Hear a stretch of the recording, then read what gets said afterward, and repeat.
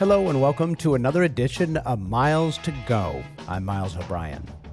Producer Cameron Hickey and I have been hard at work for more than a year on an ambitious project for the PBS NewsHour.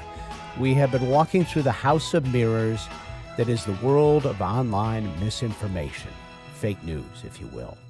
The series will air soon on the broadcast, and I've been sharing with you some of my favorite interviews as I've been doing the writing. On this episode, we're going to hear from Danah Boyd.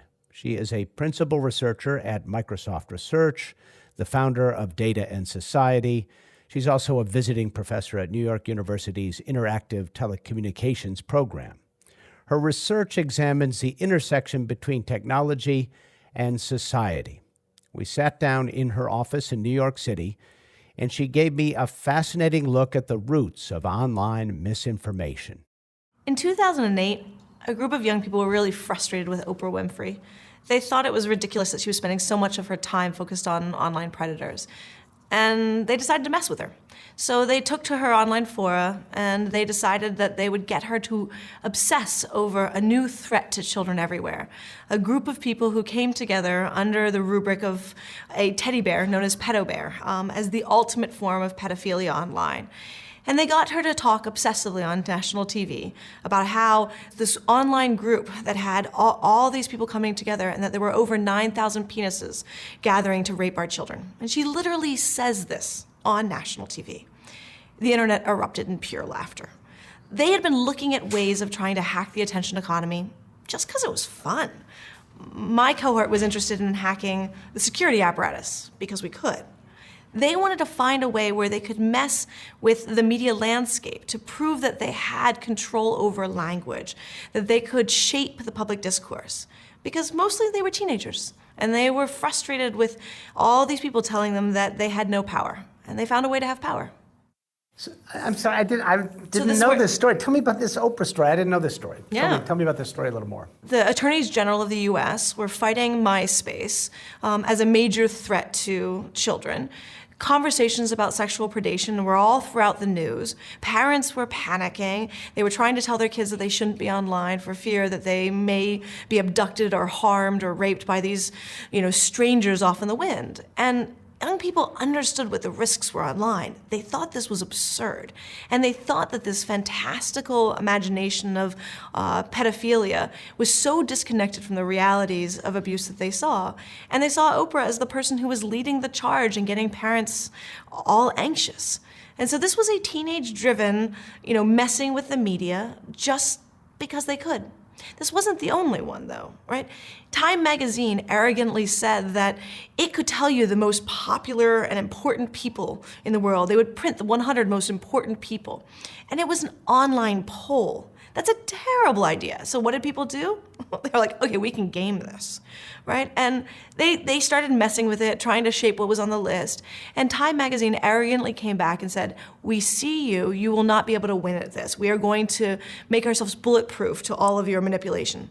And they printed the list. And down with the first letter of each word, down the list said, marble cake, also the game. Totally an in-joke within these communities because they hadn't just shaped the list, they had shaped every aspect of the list, the order, the names, and they had managed to get past the media who thought themselves to be smarter than these online fora. What is marble cake? You don't want to look that one up. Okay, so you're making the point that these are young people who felt powerless, disenfranchised, and, right, so and let's are go mocking the establishment. That's as old as forever. Time memorial, right? So let's go forward, right? Yeah. This is where social media marketing, entire businesses got created to figure out how to shape the media conversation as a way of getting advertising and marketing out to the public. And so you saw a lot of people skilling up, around all these issues. This is the corner of a lot of political campaign advertising.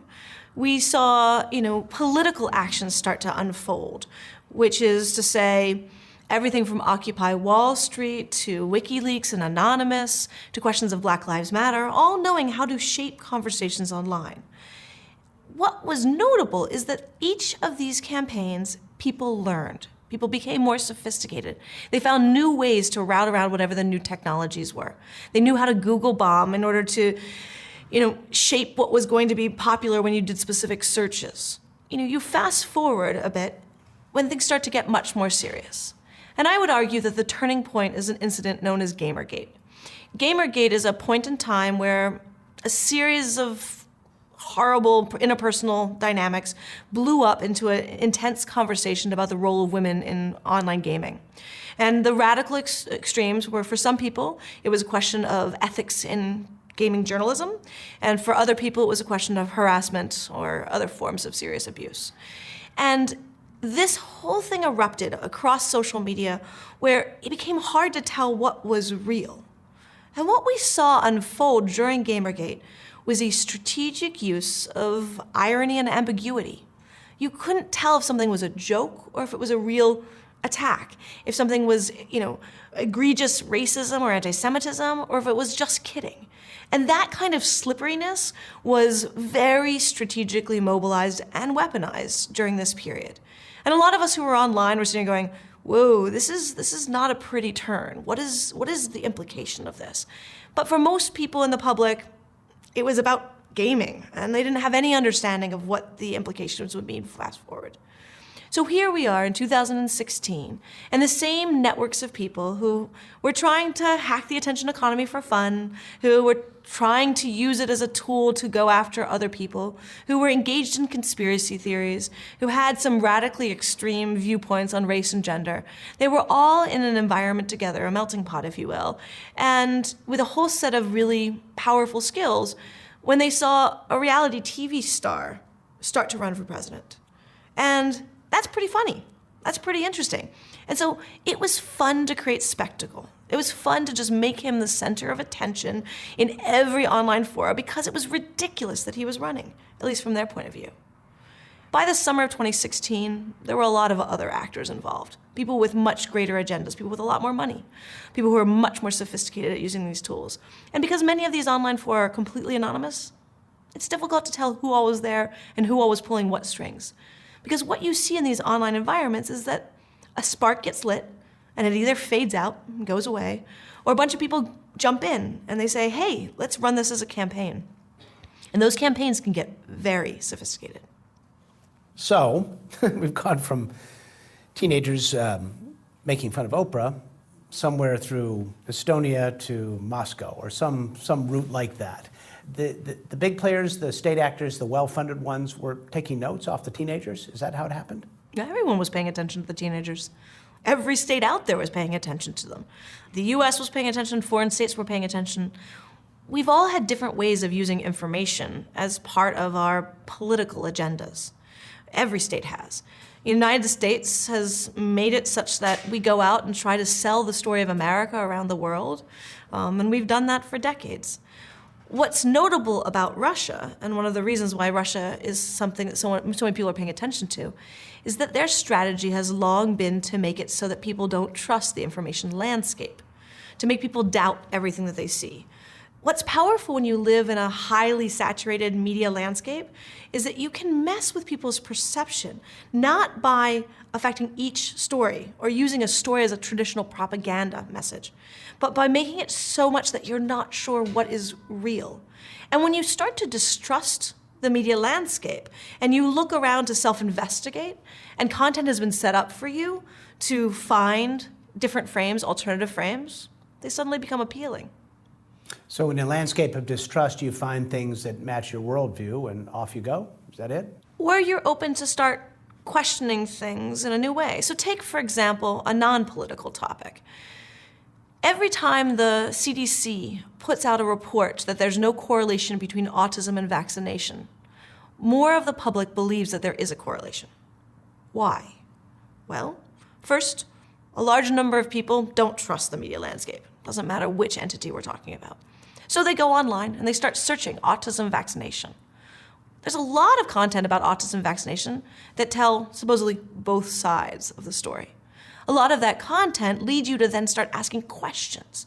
And when you start asking questions, you build a frame of doubt in your mind that maybe the information you have about vaccination is not true. So you have to look deeper. And as you start to see this material, you start to get information that tells you not that vaccination is inherently bad, but that it's not well studied. It's not well investigated. And you should doubt it, because of course you are a critical thinker, right? And a good critical thinker asks questions. So why don't you go to your doctors and ask questions? And people turn to their doctors to ask questions. And the doctors don't know how to convince people about information when it's about evidence in a rational and statistical way versus explaining or making sense of outliers or situations where we don't have evidence to make sense of. And that's one of the reasons why what's at stake right now is epistemological warfare. Is this about producing information through evidence, through facts, through verifiable content? What is the truth? Is this about belief, experience, faith? And once you start asking those questions, you start to realize that it's hard to figure out how truth is constructed. Do you ask somebody whether or not Jesus is real? Do you ask somebody whether or not heaven is real? Those questions that are at the root of faith are where you start to see the undermining of a structure that's built based on fact and evidence. So are we in a world where we doubt everybody and everything? Is that what it's come to? Historically, our information landscape has been tribal. We turn to the people that are like us, the people that we know, the people around us, to make sense of what is real and what we believe in. Throughout the 19th and 20th century, we built the structures to imagine a way of trusting institutions or information intermediaries, to place our confidence in experts. And that was, in many ways, the project of Western society. And it really came into fruition, and notably in the 20th century. And what we're seeing now with a networked media landscape is the ability to move back towards extreme tribalism, to turn once again to the people around us, rather than having faith in institutions or information intermediaries. And there are a whole variety of actors, state actors, non-state actors, who are happy to move along a path where people are actually not putting their faith in institutions or information intermediaries and are instead turning to their tribes, to their communities. So what happens to our society when that whole construct that came about in the 20th century disappears, which is where it appears we're headed? The United States has never known how to deal with tribalism. They don't have a very good path forward through it. And part of my challenge is we don't even realize that that's what's going on. So much of the conversation about polarization comes from this conversation, well, the solution to polarization is to provide more facts and more evidence. And it's like, that's not what we're even talking about. For me, the one clear thing that is notable in a society that allows meaningful gelling is when the population as a whole has deep intertwined connections to other parts of the population, emotionally rich connections to people of the population that are fundamentally different than them. And we have done a variety of things in the United States to undermine that. So the US military has historically, and even to today, played an important role in connecting people across geography, political viewpoint, experience, right? And that's the thing about basic training and being willing to lay down your life with somebody for the nation. By privatizing huge chunks of the military, by reducing our services at scale, by making more and more of it distant from the physical acts of bonding, we don't do that work. The same is true for how the churches used to operate compared to what is present. The same is true for how higher education in the United States used to work. So when I look at a question of how do we reconnect ourselves as a society, I keep coming back to the absolute need we have to rebuild that structure, to really re-knit that social network. This is why technology is so odd in this equation. Many of the people who built these technologies, social media technologies, information technologies, truly imagined in the 1990s and early 2000s that if you built social technologies, you would connect people around the globe.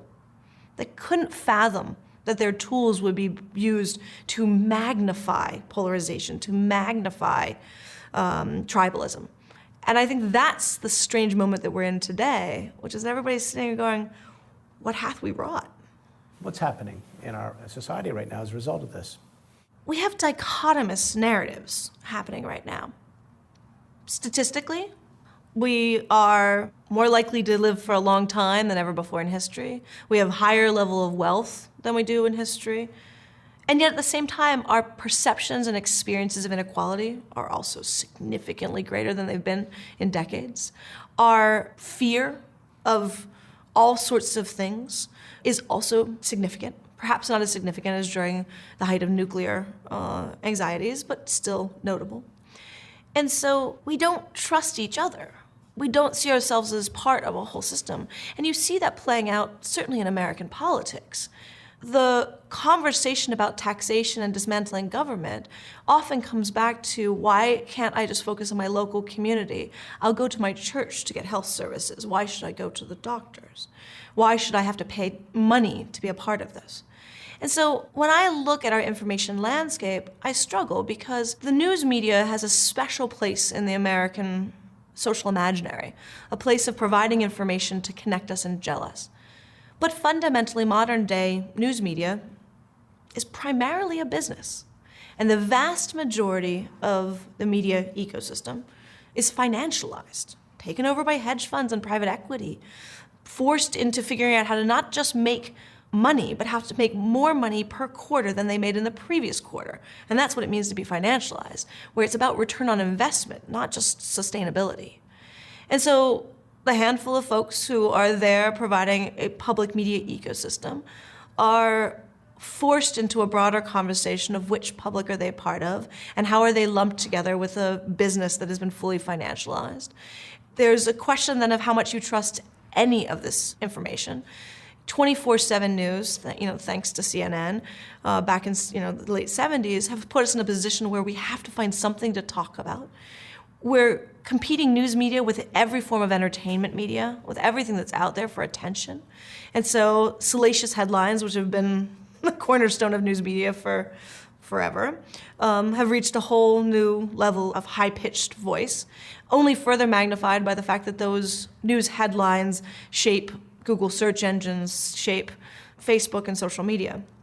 And so we're in a moment of free fall when it comes to information. And we're at a moment where identities are destabilized. People don't know if their kids are going to have the opportunities that they had. High levels of debt are experienced by huge swaths of the country under a promise that if they got an education, they'd get a job that was rewarding. We're having a conversation about AI as going to be the massive disruptor of society, when we can't even contend with the fact that the biggest shift in 20th century labor was women going to work. We've got gender politics that are raging in every which direction as people try to grapple with systemic sexism and abuse at the same time that people aren't quite sure of what it means to negotiate their gender in a present-day environment. So there's just this moment of collective instability and confusion. And at that moment, there's a lot of opportunity for adversarial actors to amplify that confusion, to direct that confusion, to radicalize people towards extremist views. I fully recognize that this all sounds absolutely horrifying, but part of it for me is that none of it's that new. This country is rooted in a history of enslavement. It's rooted in a history of massive forms of inequality. And we've had to grapple with it in new ways and in new waves, every couple of decades. So for me, this is an iteration. And what will make or break us is how we respond to the present day, not the present day alone. A few more words on, a lot of people, when we talk about the term fake news or junk news, whichever you prefer, think of it as something outside the mainstream media, for lack of a better term. The big corporate media, you point the finger at them, I gather, quite a bit. Did they exacerbate this in some way or help create the environment that made fake news all the more possible? I think it's dangerous to blame any one actor in an ecosystem. They all play a role. And the danger is when we don't take responsibility for that role. When it comes to news media used to understand the practice of strategic silence. My colleague Joan Donovan talks a lot about how the media knew that Klan rallies were happening, but chose not to cover them. Because covering the KKK meant giving them a voice in the public square, meant amplifying their hate. Now the news media covers them, and they justify covering them because they were covered on a blog. And they were covered, they appear in search. And so then as a result, we'll cover them, we'll showcase their hateful activities, and then more people participate in those hateful activities. Strategic silence was a really powerful way when you understood and you controlled the entire information ecosystem, the distribution mechanisms, the actual content itself.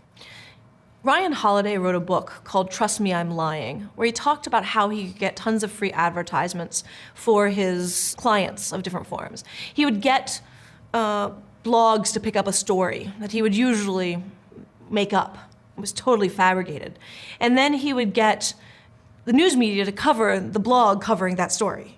And so the news media was inevitably negating it or fact-checking it, showing this wasn't real. But that moment of amplifying something that is factually inaccurate in order to negate it actually gives it power, especially when people don't trust the media. A good example is Pizzagate. It sounds like a crazy conspiracy theory, but it actually has some really interesting legs to it. So first, John Podesta's email was presumably hacked by a foreign actor, released online, such that conspiracy theorists started looking through it to try to make sense of it. They saw a lot of references to a pizza shop in DC, and they thought they had something important there.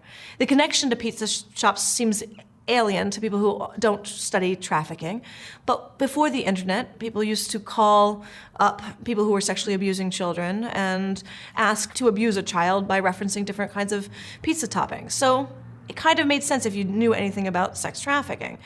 These groups knew that Secretary Clinton had been doing a lot of work as Secretary of State on anti-sex trafficking work.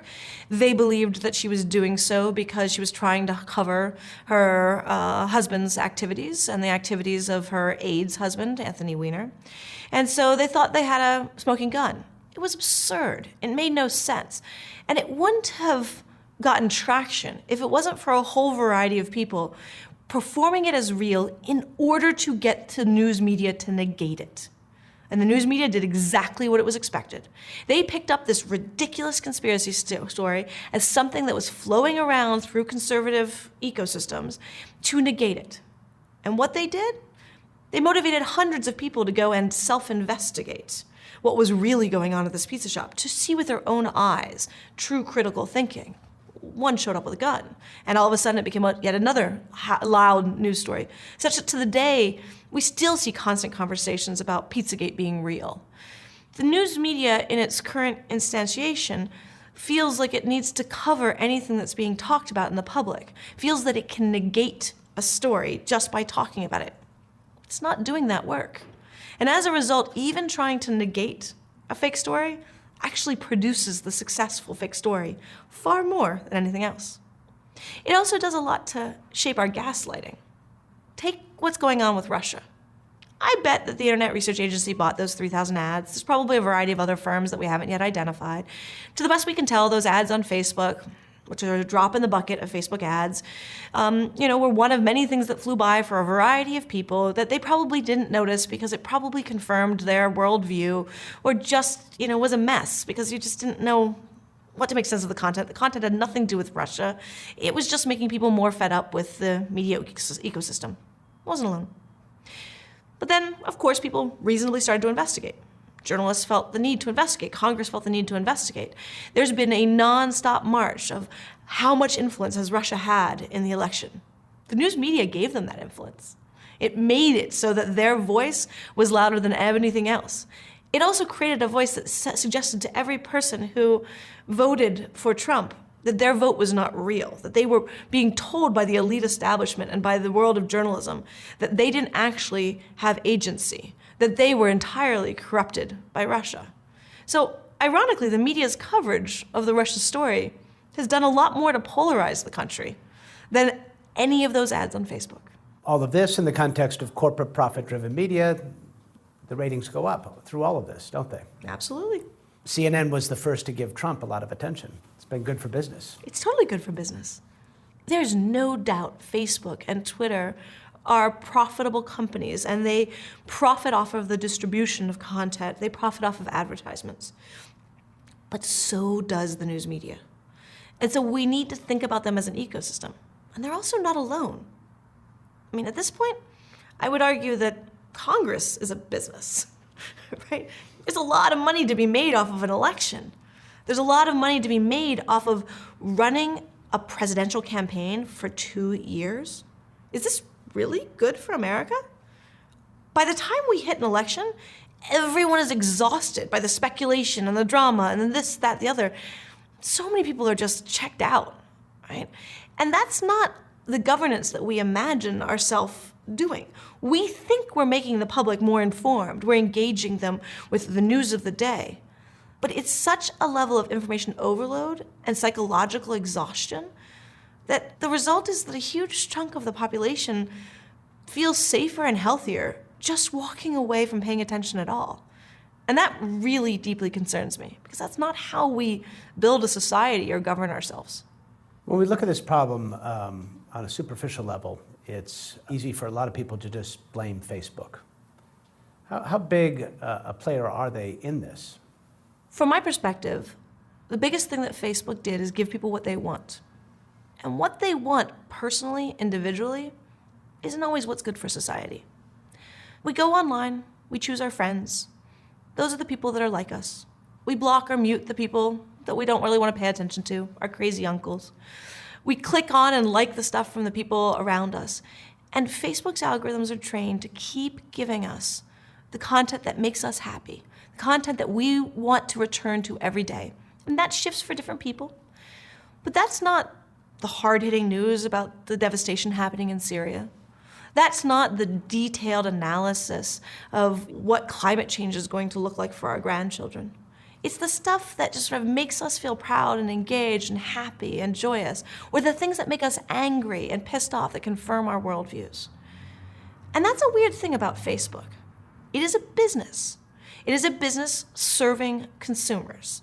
And by serving consumers, it's designed, and its entire business model is about giving users what they want.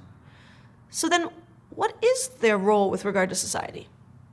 Should they be the paternalistic controllers of, what people do and don't see? That's certainly up for grabs and contested right now. Should they basically just set in motion what is valuable content for everyone around in the world, or what kinds of material people should watch? Right? Like, do you give people vegetables when what they want is cotton candy? Not if you're a business. And so that's where I struggle, because what Facebook has done is it's mirrored and magnified the good, bad, and ugly of every other part of society. And we can certainly blame them because they are the amplifier. But if we just think that this is about the amplification, we've got a problem. Because it's about the underlying dynamics. It's about the fact that when we choose our schools under the idea of school choice and a greater choice of, making certain we're doing what's right for our children, we self-segregate at scale.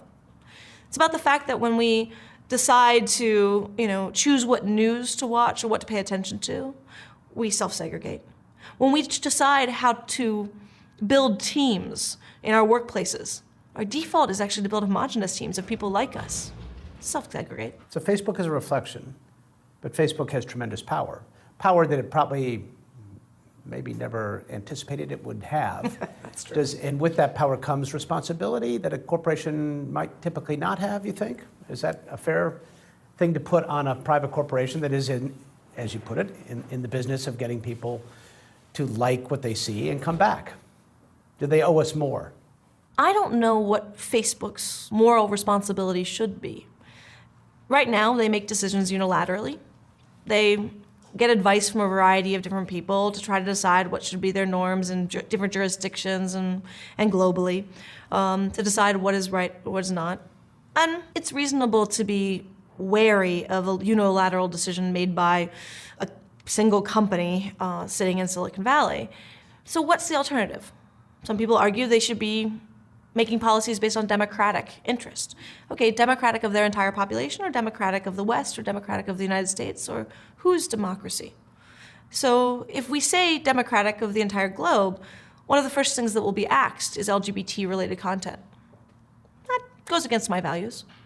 So, okay, fine, we take Western values, social values, and say that's acceptable, but, global for politics. Not all of the public has the same worldview on what is acceptable in terms of information There's a reason that a huge chunk of people are thinking of CNN and New York Times as fake news. So how do we draw those lines? And what Facebook is in the middle of is the same governance battles and questions that are at the root of starting a state, only they're a corporation, a multinational corporation, a truly embedded information ecosystem that touches the vast majority of the people in the world. So how do we govern them? And I find it troubling because when we yell that they should be ethical or they should be more moral, we don't even know what that means. And I can guarantee you they don't either. So in a perfect world, Lord knows we don't have it, would Facebook have because it has so much reach and so much power, does it have the ability to try and fix this problem, or is it just too unwieldy and too disparate to even contemplate solutions that Facebook could bring forward? Facebook is capable of experimenting. It's capable of trying different things. It's capable of seeing the ripple effects of all of those experiments. The difficulty with that is that we don't know the outcomes. And so you can't say that Facebook is capable of fixing this when we don't know what this is, and we don't know what the desired outcome is and how to measure against that outcome.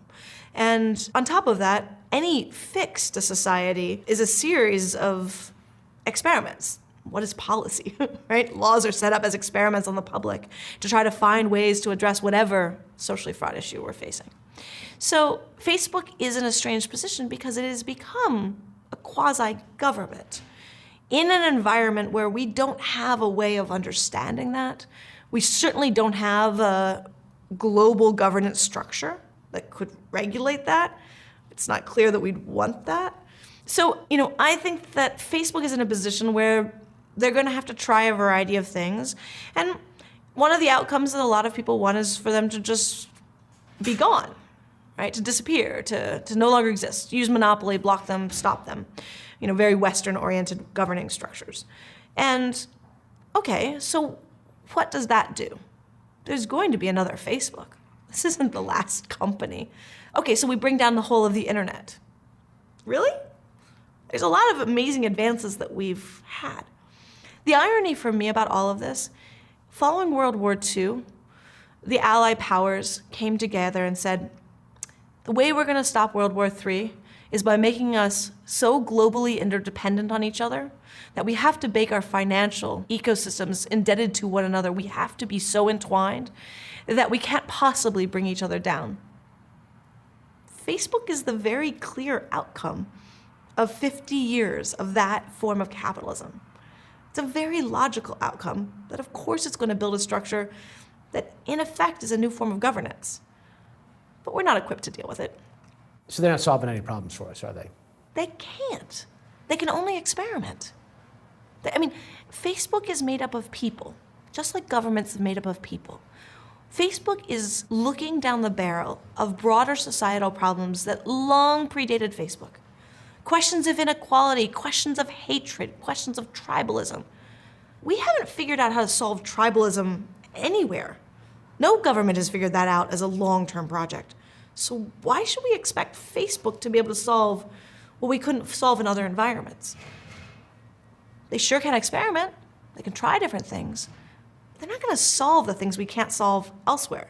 Do we overstate Facebook's role in all this? Facebook is the tip of an iceberg. It's about the interconnected dynamics of the public.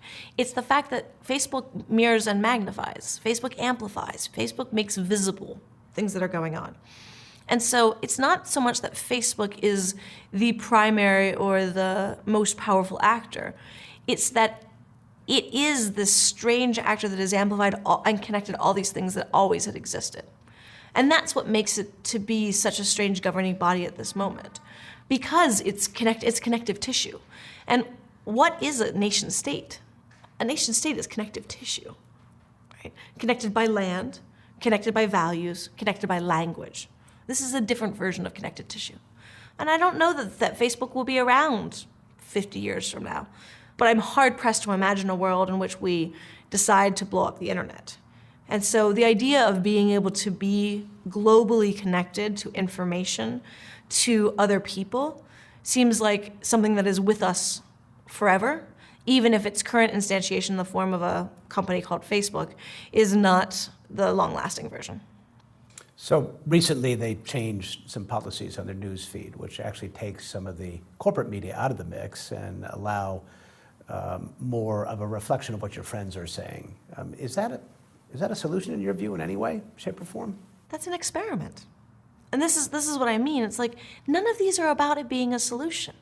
One of the things that I think is hardest for anybody in journalism to understand is that the vast majority of people don't want to consume news all day long.